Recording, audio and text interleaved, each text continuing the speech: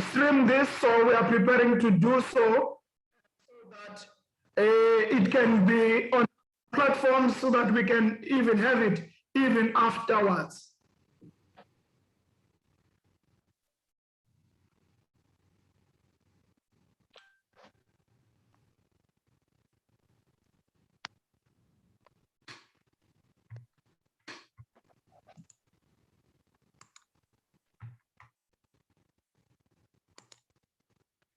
Thank you very much, Doc.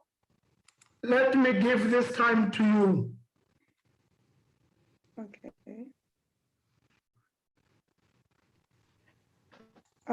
Thank you very much, Pastor Lifume. Greetings to you all in the name of our Lord Jesus Christ. Amen. It really feels good to be with you this morning.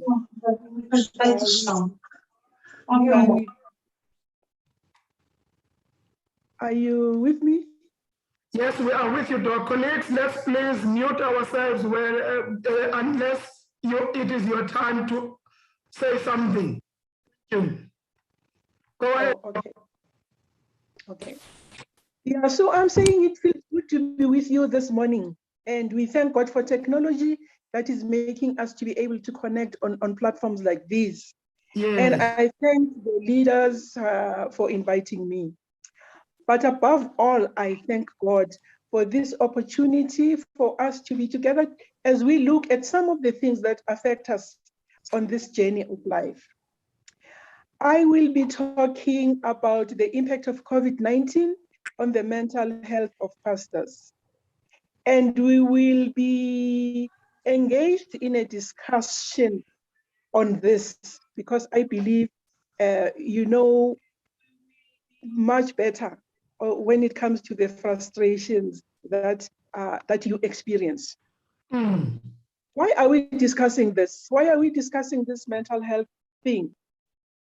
I believe that the conference is concerned about the mental health of pastors during this difficult time of COVID-19 pandemic, and wants to ensure that the pastors are mentally healthy despite the stresses that surrounds them.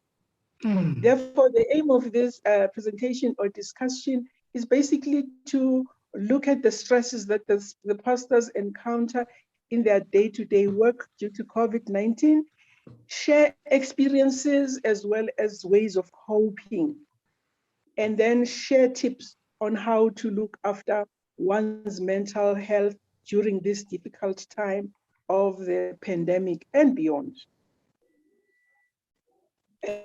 So what we will be looking at, we will look at what mental health is, just to have a common understanding, what poor mental health is and what contributes to it. And then we'll look at the common mental health disorders during the pandemic that we may probably be suffering from. And then we look at how COVID-19 is impacting the mental health of people in general and how it is impacting the mental health of pastors in particular and what to do. And then we look at how to look after one's mental health. Now, the question is, what is mental health? What is mental health? Mental health is an important part of an overall health and well-being. As we look at COVID-19 in terms of physical health, we are looking at mental health as well.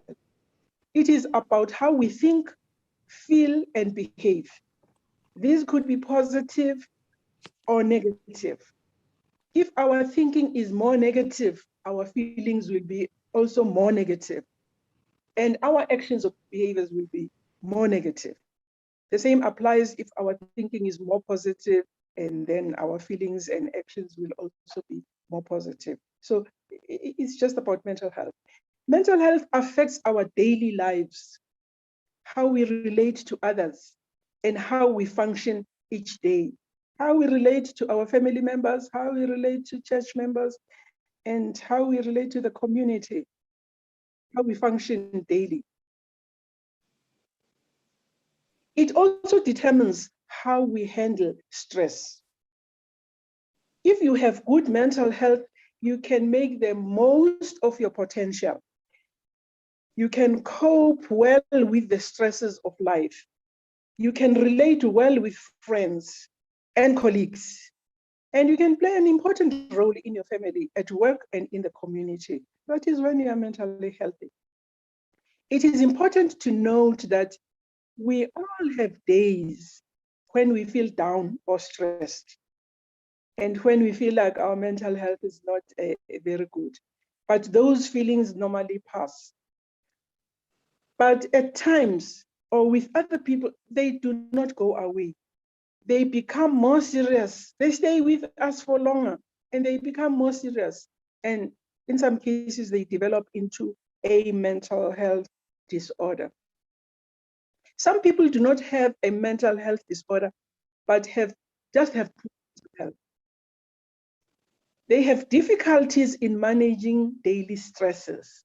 Not that they have a disorder, but they just have difficulty in managing daily stresses.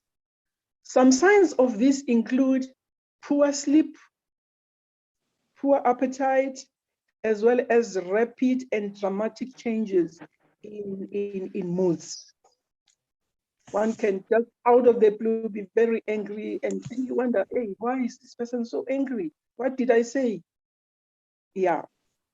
And then when it comes to mental health disorders, we can say mental health disorders refer to a wide range of mental health conditions that affect our mood, thinking, and behavior. Experts normally say that we all have the potential to develop mental health problems or challenges under certain circumstances. No matter how old we are, male or female, rich or poor, we all have a potential to develop that.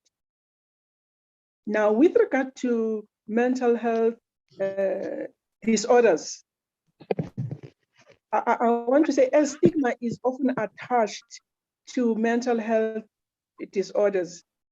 People often feel uncomfortable talking about them. And they may not seek the needed help because of the stigma. We are still not comfortable to tell people we suffer from depression, we suffer from anxiety, or post-traumatic stress, or whatever. We are still not comfortable. We keep it to ourselves, and we end up not seeking the help that is needed. As people are not the same, one person might be resilient enough and may bounce back from a setback, while another person may be down for a long time and may even sink into a depression. We are not the same. Good morning. Robert Steele, eh? Yeah, Melissa, please. Let's please mute colleagues until we are asking questions. Yeah. I just want to find out how far please mute yourself. It will be ready by Tuesday.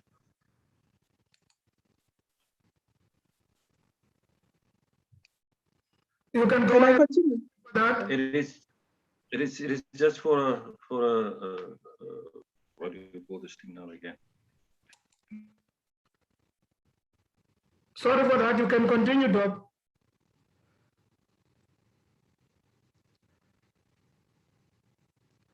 You are muted, Doc. Please unmute yourself.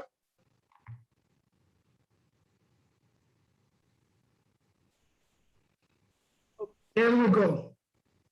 Again, I'm saying it is important to note that one's mental health does not always stay the same. If you are mentally healthy today, you may not necessarily still be healthy tomorrow. You may probably tomorrow have poor mental health. It is therefore important to take care of our mental health, to be able to adapt to different situations. Now, let us look at the most common mental health disorders that are generally found during COVID-19 pandemic. Sorry, Doc. your video is off, and I just wanted to let you know, if you have a presentation, I've made you a co-host, you can share the screen if you so wish. Thank you, you can go ahead. Oh, okay. We are looking at the most common mental health disorders during COVID-19. We may suffer from some of these. We have anxiety disorders of different types. Mood disorders also of different types. In other words, they include depression and bipolar. And then we have trauma-related disorders and substance abuse disorder. Fortunately, the last one does not seem to apply to the group that we have here. Now, the question is, I've mentioned anxiety disorder. What is anxiety disorder? One may ask, what is anxiety disorder? Do I suffer from anxiety or what? It is an intense, excessive and persistent worry. You worry a lot. And persistent fear or an extreme reaction to fear or distress. Your fear seems to be exaggerated. For instance, your fear of infection may be exaggerated. Your fear of death may be exaggerated. If your fear of infection is exaggerated, if your door, your gates locked every day, for nobody must come into your yard for fear of infection. Day in, day out, you are locked in your house. That's an exaggerated fear. And if you are a pastor and you have such exaggerated fears, then you really have a challenge in doing your work. Exaggerated fear of death, you have a challenge in doing your work. You may find it difficult even to go and conduct some burials. And signs of anxiety disorder include rapid breathing. Out of the blue, you may just find yourself breathing rapidly. Heart rate, fast heart rate, and then sweating, and then emotional distress or fatigue. So when you, out of the blue, you just experience this, then you must realize that, hey, you might probably be suffering from an anxiety disorder. And why do we experience all this? It's because the body prepares you for fight or flight. Because you have this fear, you have this worry, the body prepares you to run away from this fear or fight.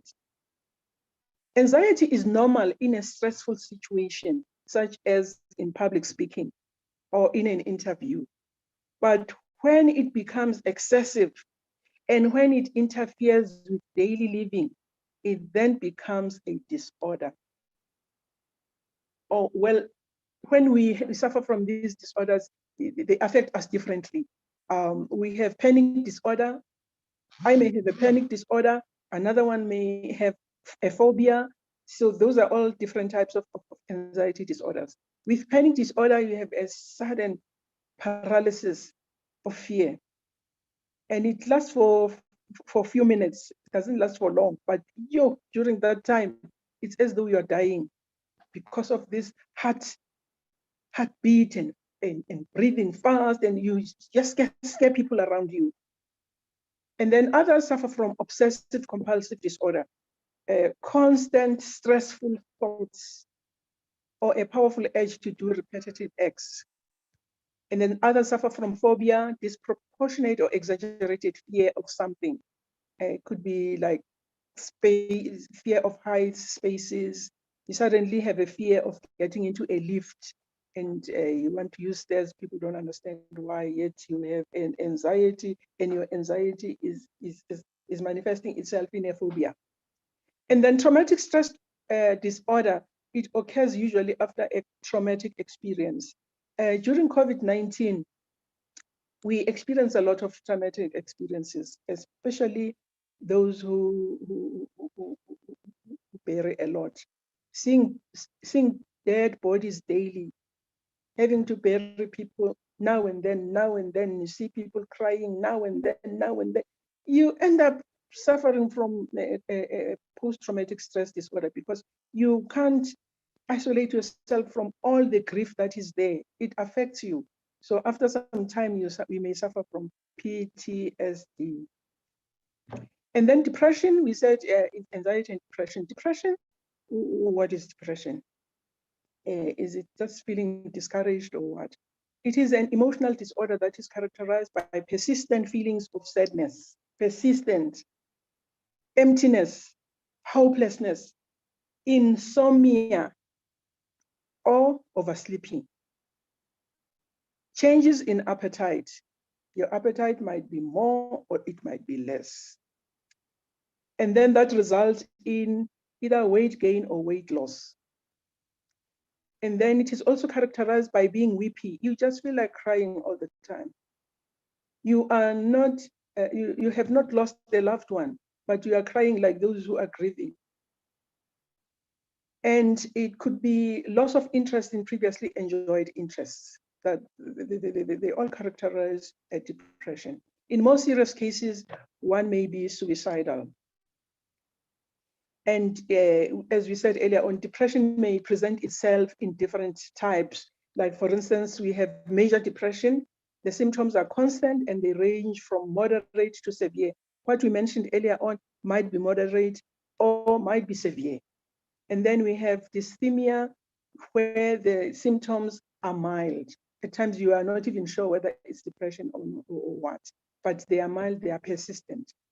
And then we have bipolar, where the moods are changing, they are cycling. You move from very happy moods and active activity, you are very happy and active, and people can envy you when they see your happiness.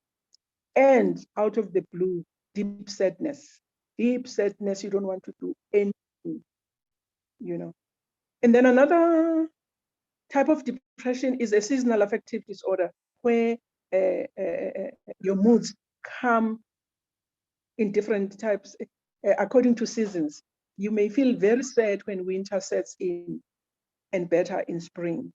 So some people have been so sad this winter, they were just showing signs of depression. But now that it's August, September, they will change. They will be much happier. And we wonder why, yet they suffer from the seasonal affective disorder. And then we have postpartum depression. This one is due to hormonal changes, especially at birth. So we find this in women who have just given birth to children. Now, COVID-19 and mental health. Pandemics, because COVID-19 is a pandemic, pandemics generally have been found to increase stress levels across population. And they often lead to mental health problems such as anxiety and depression. So the anxiety and depression that we have just been discussing are those mental health challenges that are common during this period. And we are saying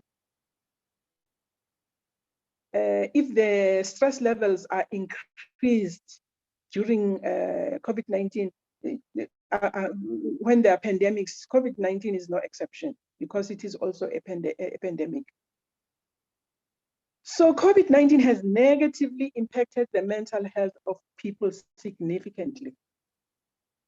And to this effect, the Director General of the World Health Organization said last year, the impact of the pandemic on people's mental health is already concerning. It is now clear that the mental health needs must be treated as a core element of our response to and recovery from COVID-19.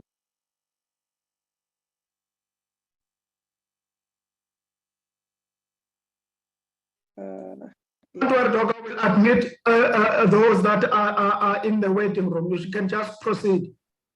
Oh, okay. Yeah, so he was saying, it is now clear that the mental needs must be treated as a core element to end recovery from COVID-19. That's why we are looking at mental health with this COVID-19. He called for mental health services and psychosocial support to be made available widely and recommended an investment in mental health interventions. I think that's why we are here today, because we are trying to do something about this mental health. And we don't want to deceive ourselves that it does not affect us mentally. And that is why we are spending some time then this morning to look at how it has impacted our mental health and what we can do about it. Now, let's look at how mental health has been impacted negatively by COVID-19. We look at some of the things that were happening, that have been happening, or that are still happening, that have a negative impact on our mental health. One, we are experiencing financial insecurity as a result of COVID-19, following the closing down of some businesses, following salary cuts, widespread job losses, and unemployment. Many people are experiencing difficulties in paying bonds, in paying rent, or car installments. And this has affected some of our family members, and indirectly we are affected. This has also affected the church in terms of church offerings and tithes. And this change has somehow increased the anxiety level amongst pastors. Then we have increased poverty and food insecurity as a result of the above financial challenges. You can imagine the stress levels in people when there is no food, when they cannot put food on the table. Stress levels go up and mental health is challenged. And then we have the prohibition of large gatherings, which means that some families and friends of the deceased people are no longer able to attend their funerals to provide the needed comfort and support due to a limitation in numbers. The prohibition has also affected, prohibition in numbers has also affected the church in terms of church attendance. Much churches are no longer gathering in large groups to maintain social distance. They had to go digital and offer services through various online platforms and other methods to meet the spiritual needs of their congregants.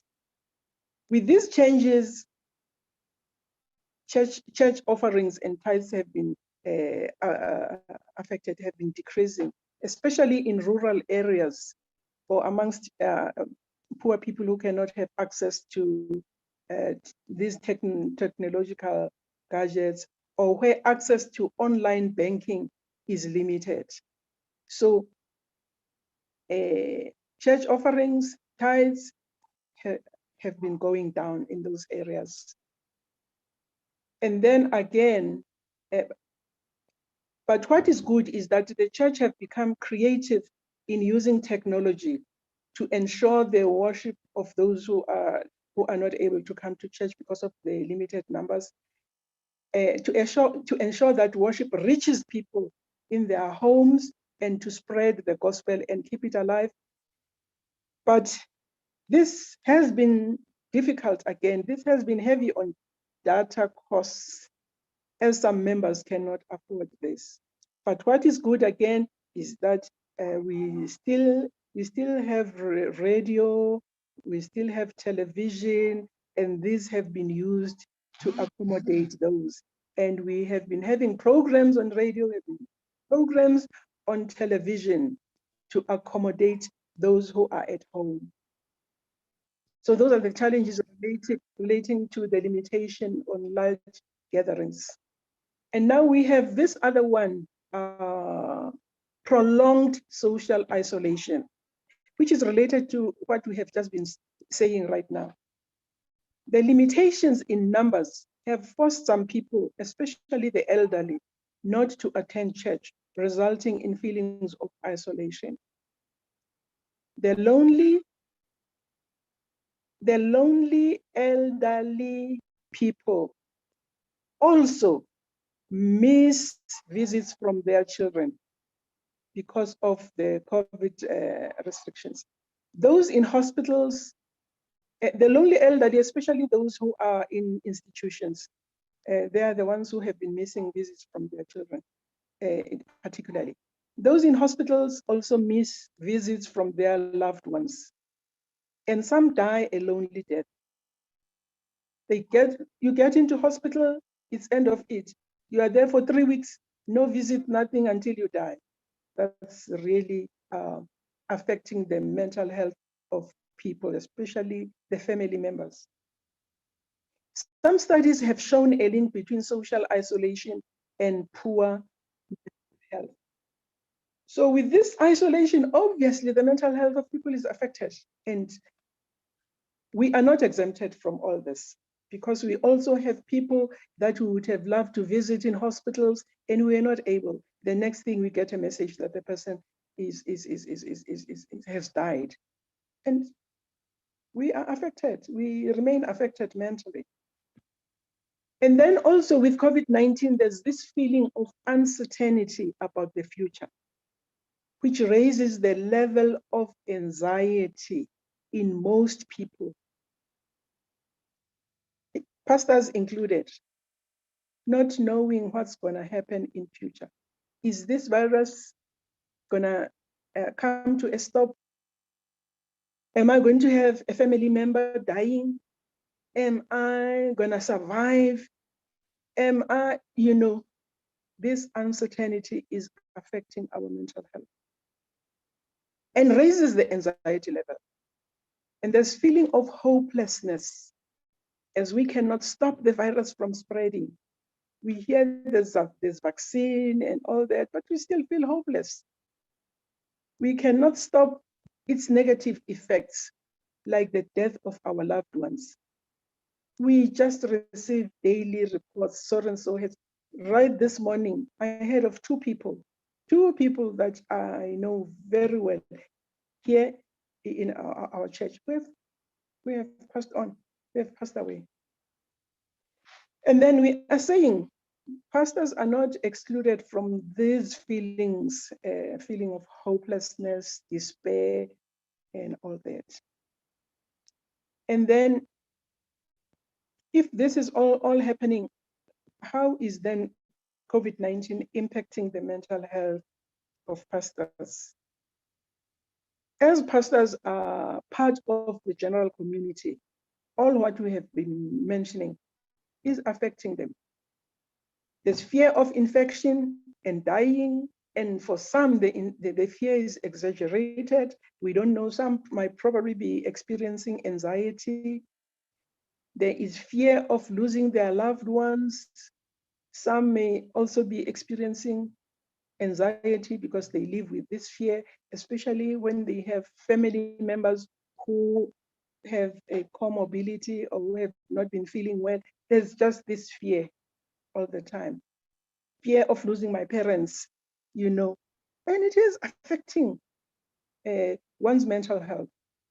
Frustration with all the changes and expectations of church members, that pastors, church members have expectations. They don't care whether it's COVID-19 or what. They want things to go as before.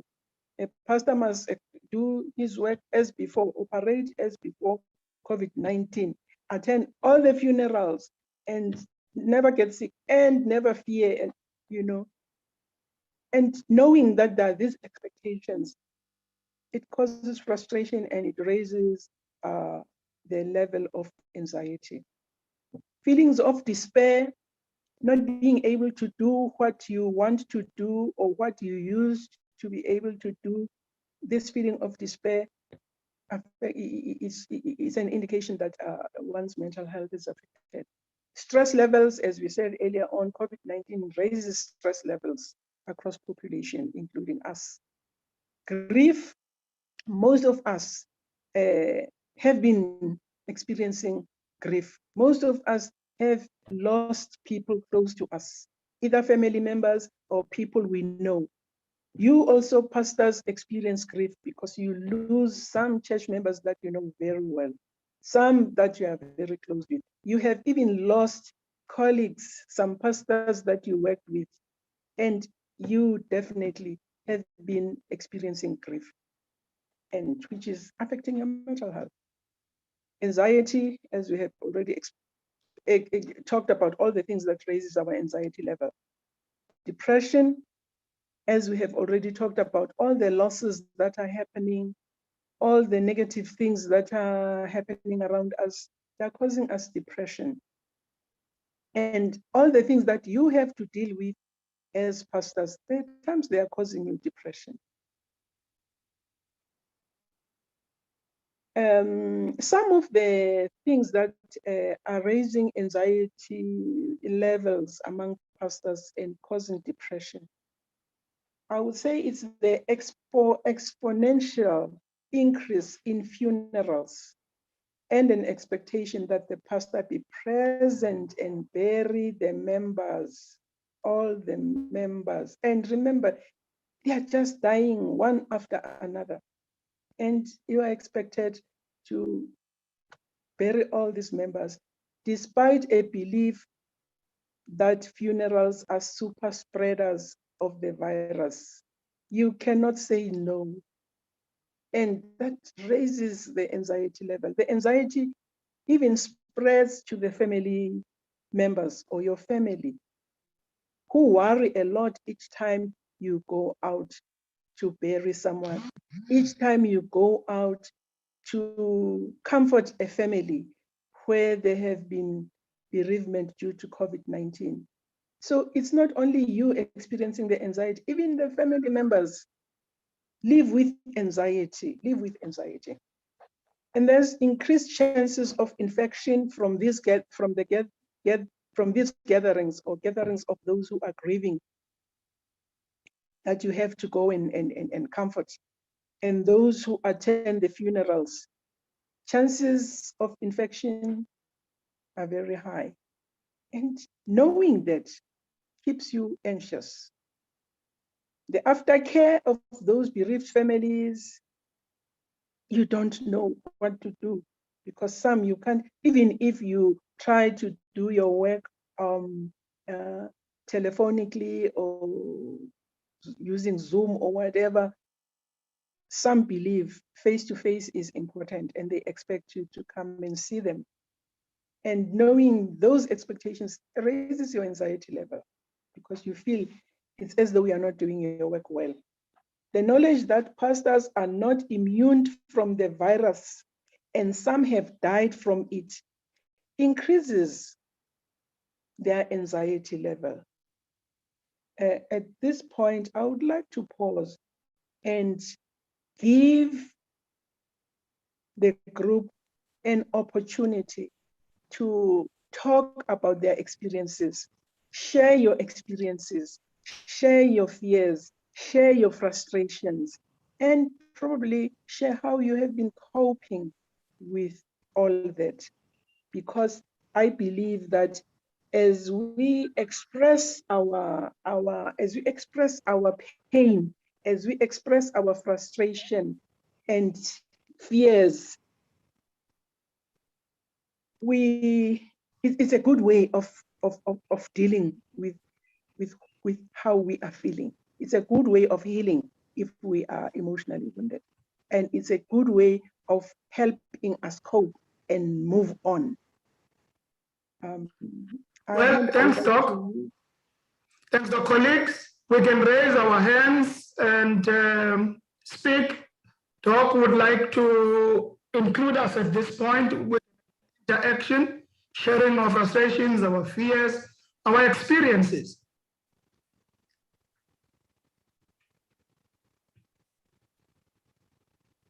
So, yes, Pastor Kamago, your hand is up. You can go ahead, so you can unmute yourself and then speak. Okay, Nkosi Mfundisi, I was struggling a little bit with the connectivity and I couldn't hear Udok and in some places. I just want to know, from a professional point of view, how do we deal with, in this space, with colleagues whom I assume who are going through these challenges because of their exposure to the many funerals that they have to officiate, friends and colleagues who are showing signs of minor depression and how do we relay that to higher ranking officers? Because the reality of the matter is dealing with death cases and administering after to families can cause certain triggers to those who have been affected by COVID-19 themselves in their own families. So how then do we deal sensitively with the issue of noticing that there are certain colleagues who could be going through this that might generally affect the overall efficiency of the work in the conference? Thank you very much. Thank you. You can note that one, Doc. There's a second. Pastor Alexander. Good morning. Thank you very much for the insightful presentation. And my question revolves around predisposition to mental health. And I would like to ask the doctor whether, this has whether COVID has a knock-on effect on predisposition to mental health issues pre-COVID, obviously. Thank you. And sorry, just a follow-up. Okay. And maybe just give us some guidelines as to where we are aware of this, what advice should be given to assist people to manage the situation. Thank you. Okay, Pastor, you can lower your hand. Is there anyone else that I am missing? I don't see another hand. You can handle these two, Dr. Rabisi.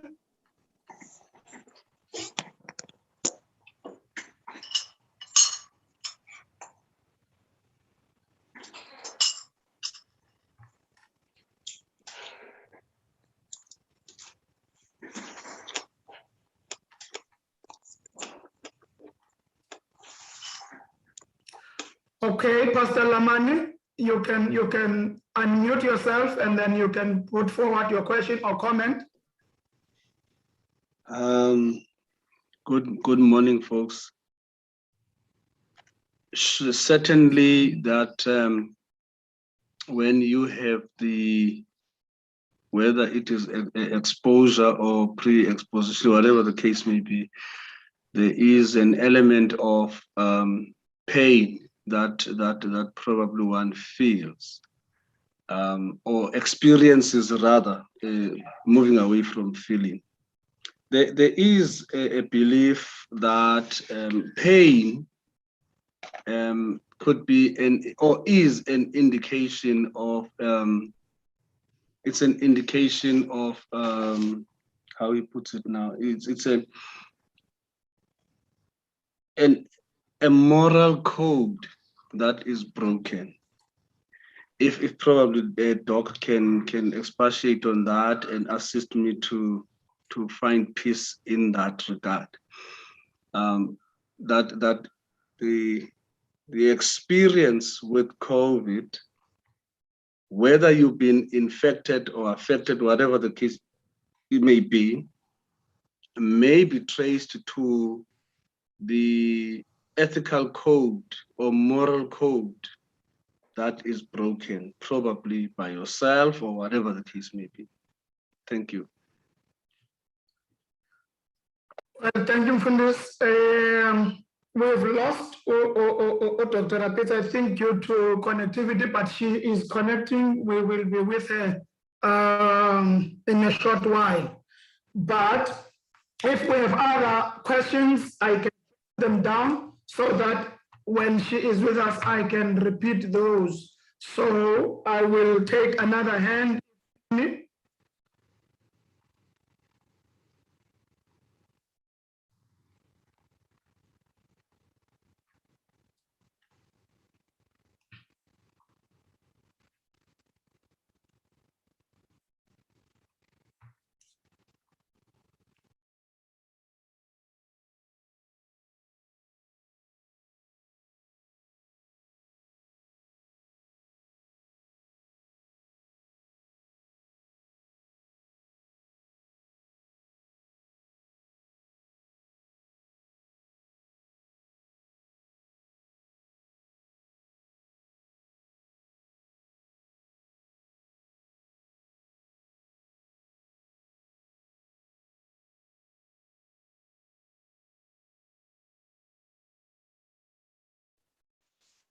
Unmute yourself, Pastor.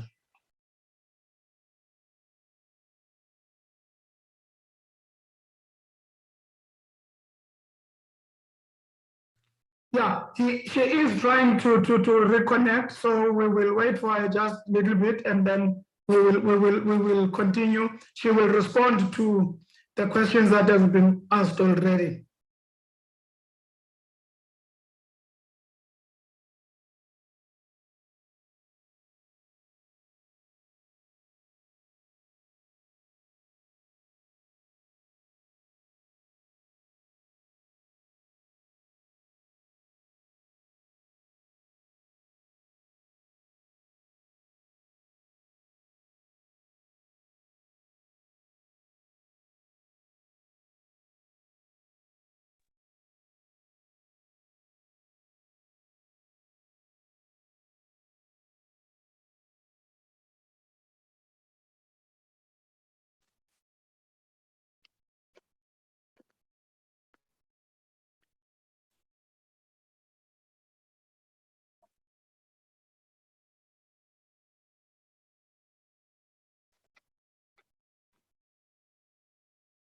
Are you back with us, Doc? Yes, I'm back. Okay, thank you, Doc.